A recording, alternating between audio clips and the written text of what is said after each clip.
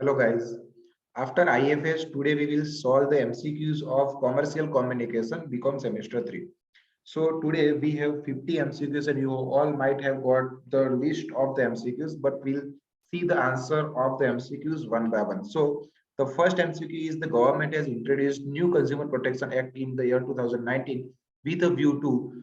So already consumer protection act was implemented in 1986, लेकिन 2019 में government ने दूसरी बार प्रोटेक्ट जो कंज्यूमर प्रोटेक्शन एक्ट है उसको अपग्रेड किया है, क्योंकि अब जो इकोनॉमी डिजिटलाइजेशन की ओर जा रही है, तो डिजिटलाइजेशन की ओर कंज्यूमर के साथ किसी भी टाइप का फ्रॉड ना हो, कंज्यूमर को पूरी सेफ्टी मिले, उसके मतलब अल्टीमेट जो पर्पस है वो वही था गवर्नमेंट का। तो हम करेंगे कि enhancing consumer rights in the digital economy, का जो डिजिटल इकोनॉमी जो है, क्योंकि 1986 में इतना डिजिटलाइजेशन नहीं था जितना अब है। तो कंज्यूमर जो है परचेस ऑनलाइन कर रहा है, पेमेंट ऑनलाइन कर रहा है, तो जो डिजिटल इकोनॉमी में उसमें कंज्यूमर को पूरा प्रोटेक्शन मिले उसके ultimate the purpose was to upgrade this consumer protection act is the only this. Now the second MCQ is TV programs are rich in the resource for TV program जो है education हो, information हो, entertainment हर एक में reach होते ही हैं, तो answer will be all of the above. उसके बाद MCQ number 3, commercial banks provide higher rate of interest, all you know it very well being a student of BCom. Fix deposit में सबसे ज्यादा इंटरेस्ट मिलता है। Bank regulation act passed in the year, bank regulation act जो है वो 1949 में पास हुआ था। So let me mark the answer. It will be 1949. The full form of TDS is TDS जो हर एक जो गवर्नमेंट एम्प्लॉय होते हैं उनकी सैलरी में से TDS डिडक्ट होने के बाद उनको पैसे मिलते हैं, उनको सैलरी मिलती है। What is that exactly TDS? TDS का मतलब होता है tax deducted at source. So the answer will be option B. उसके बाद the World Wide Web was introduce in the year, World Wide Web कब इंट्रोड्यूस हुआ था?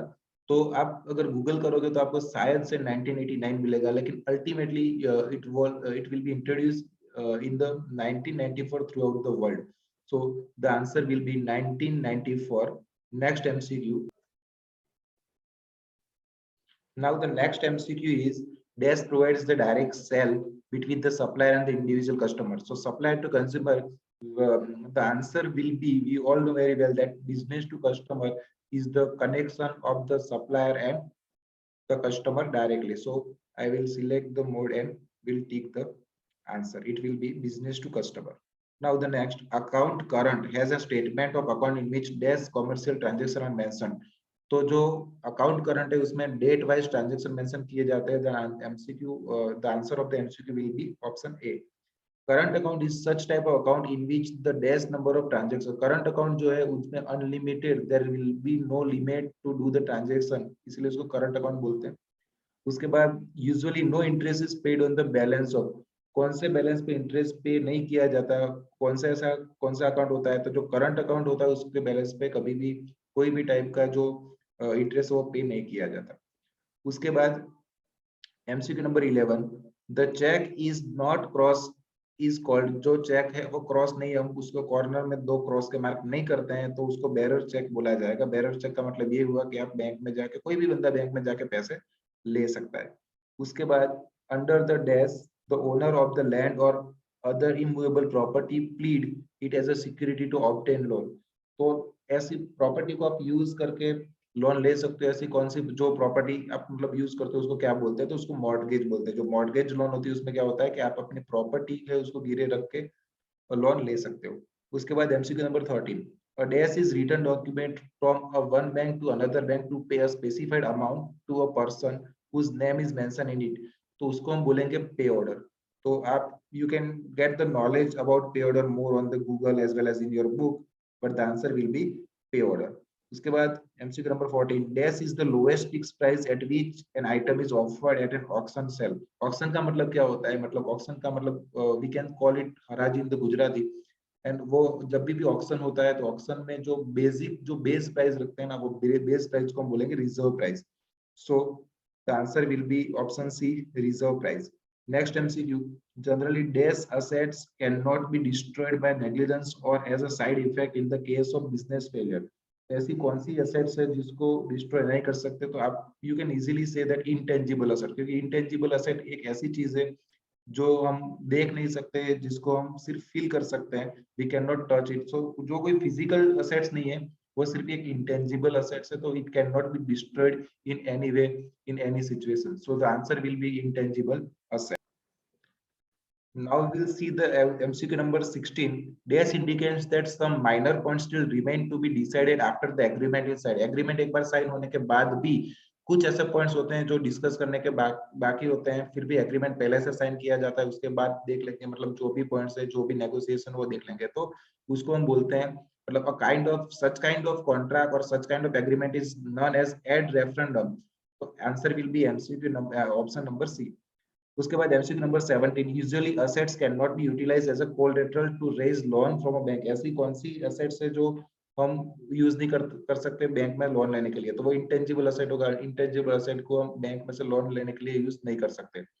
उसके बाद number 18, dash is an agreement between two parties regarding rights और duties.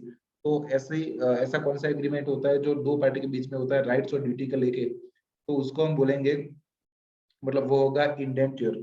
तो the answer will B indenture जो है वो एक ऐसा एग्रीमेंट है जो राइट्स और ड्यूटी के रिगार्डिंग होता है.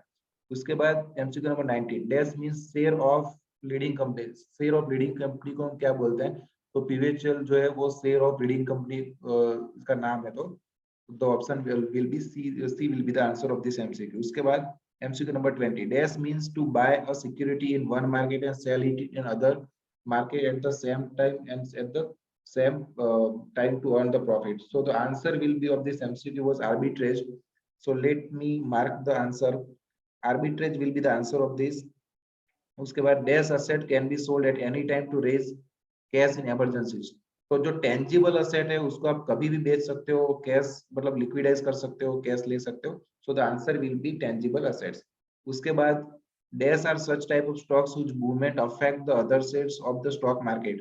तो उसमें अगेन आएगा, मतलब जैसे लीडिंग कंपनी के शेयर होते हैं जिसको हम पीवीएचएल कहते हैं, तो वो ही आएगा आंसर इसमें भी, क्योंकि अगर रीडिंग कंपनी के शेयर मार्केट में मूवमेंट लेते हैं तो अदर कंपनी के शेयर जो है उसमें भी चेंजेस डेफिनेटली देखने को मिलता है.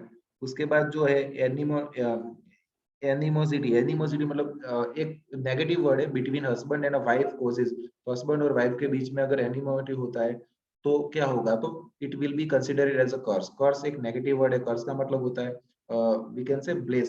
सो ब्लेसिंग का ऑपोजिट होता है कर्स. So it will be the curse will be the answer of this MCQ. Now we will see the MCQ number 24 on the next page.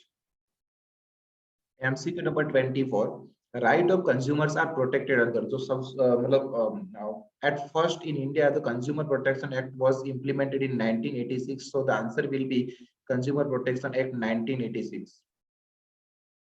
2019 में सिर्फ अपडेट हुआ है. उसके बाद MCQ number 25, it is compulsory in dash that there must be a female member. female member जो consumer redressal, जो conflict redressal commission होता है, डिस्ट्रिक्ट कमीशन होता है, स्टेट कमीशन होता है, नेशनल कमीशन होता है, तो हर एक कमीशन में एक फीमेल मेंबर होना कंपलसरी है. सो the answer will be all of the above. Under the consumer protection act consumer को कितने राइट मिले, all you know it very well. 6 right जो है वो कंज्यूमर को मिले अंडर कंज्यूमर प्रोटेक्शन एक्ट.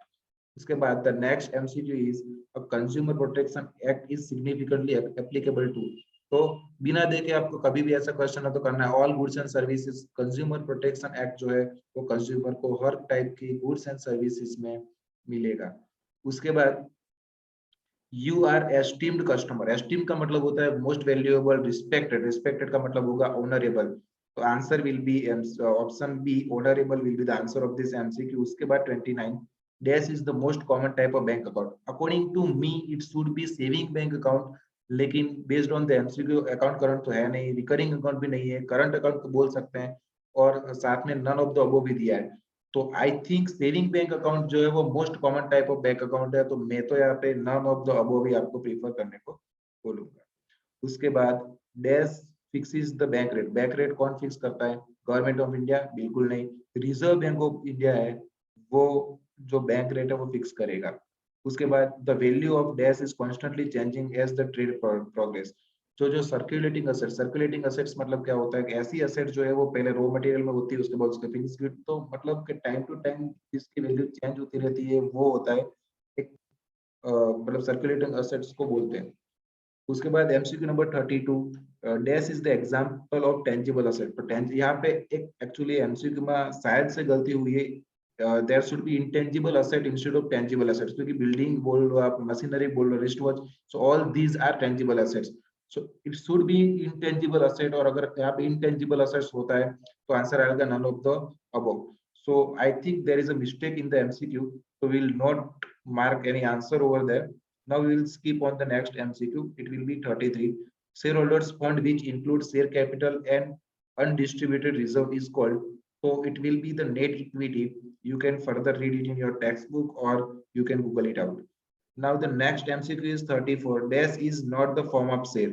तो इतना में पता है ऑर्डिनरी शेयर होता है, that is equity share, preference share होता है, राइट शेयर भी होता है, मतलब right share is the share which is given to the existing share holder और the employ of the company, but I don't think there is any kind of particular share existed in India, so this is not the form of share. So we have done 34 MCQs. Now we will move on to the next MCQ, MCQ number 35. MCQ number 35. Dash is an alternative term of a word guarantee. So definitely a warranty is used instead of guarantee. The warranty is an alternative word used instead of guarantee. So MCQ, option D will be the answer of the MCQ. उसके बाद dash is the disadvantage of an internet. Internet का disadvantage कौन सा है? Quick communication का definitely advantage है, social networking की भी एक एडवांटेज है, बेटर फीडबैक एडवांटेज है, so there is no disadvantage. So we will mark the option D, that is none of the above, because हमें ये जो तीन ऑप्शन दिए हैं, all are those are the advantage of the internet. Now MCQ number 37. Dash is not involved in the use of the internet. तो internet का use किस में नहीं होता? ई कॉमर्स में डेफिनेटली होता है, ऑनलाइन मनी ट्रांजैक्शन में भी होता है, ईमेल में भी होता है, लेकिन लैंडलाइन जो फोन है उसमें इंटरनेट की कोई जरूरत नहीं है. उसके बाद dash is the fastest communicative medium. Telegram है, मोबाइल फोन, ईमेल, ये तीनों जो है वो फास्टेस्ट कम्युनिकेशन मीडियम है. सो the answer will be option D, all of the given above. उसके बाद dash is not a popular search engine. और यहाँ पे सर्च इंजन की बात हो रही है. Google Chrome definitely search engine है, याहू जो है, एमएस एज भी है, लेकिन प्ले स्टोर सर्च इंजन है ही नहीं, तो उसको आंसर में हम यहाँ पे डेफिनेटली टिक कर सकते हैं. उसके बाद dash is not a social networking. तो व्हाट्सएप है, फेसबुक है, ट्विटर है, लेकिन जेंडर जो है वो सोशल नेटवर्किंग में हम कंसीडर नहीं कर सकते, तो ये आपका आंसर हो जाएगा. उसके बाद MCQ number 41. Dash is not the advantage of e commerce. E commerce का एडवांटेज क्या नहीं है? तो आप यहाँ पे देख सकते हैं, अफोर्डेबल कॉस्ट भी ठीक है, हायर प्रॉफिट मार्जिन भी है, बेटर कंज्यूमर सर्विस भी मिलती है, लेकिन टाइम कंज्यूमिंग का मतलब ये हुआ कि ज्यादा टाइम लगता है, तो ये तो शायद से एडवांटेज नहीं है.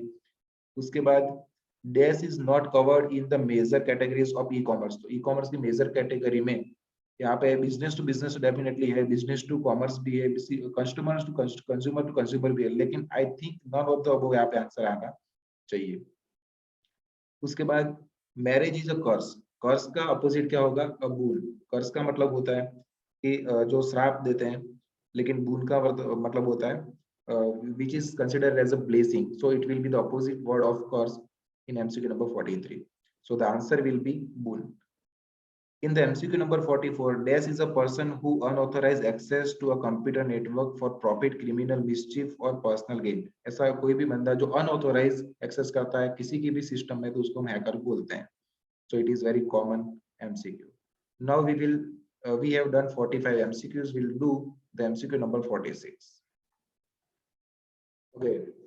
So actually we have done 44 MCQs, and the MCQ number 45 is Amazon Flipkart belongs to dash segment. The Amazon Flipkart जो business to customer है, so the answer will be B2C. So let me mark the answer B2C, business to customer. MCQ number 46. Dash is not a e-payment method used in India. तो India में e-payment method में e-check जो आज तक कभी सुना नहीं है, so this will be the answer. The prevalent popular online payment method is, तो world wide online payment method एक ही है, credit card. So we will tick the answer credit card. MCQ number 48. Dash is not one of the major type of e commerce. तो C2C जो है, I don't think so C2C there is exist C2C in OLX, eBay, Quikr. Business to business भी है, business to customer भी, लेकिन customer to business है नहीं, so we will tick the answer C2B. KYC means क्या होता है? कभी भी आप बैंक में जाओ, किसी भी जगह पे जाओगे, केवाईसी आपका होगा. केवाईसी का मतलब होता है know your customer. You need to provide your basic demographic detail to a particular institute for a particular purpose. And the validity for an institute check, अगर आपको एक बार चेक मिलता है तो आपको 3 मंथ्स के अंदर उसको बैंक में डिपॉजिट कर देना पड़ता है. So you will get the 3 months after you issued the check. So these are 50 MCQs and you have got the answer if you have seen the video very well. Okay, goodbye. That's it for today in the video. We will see the next subject in the next video.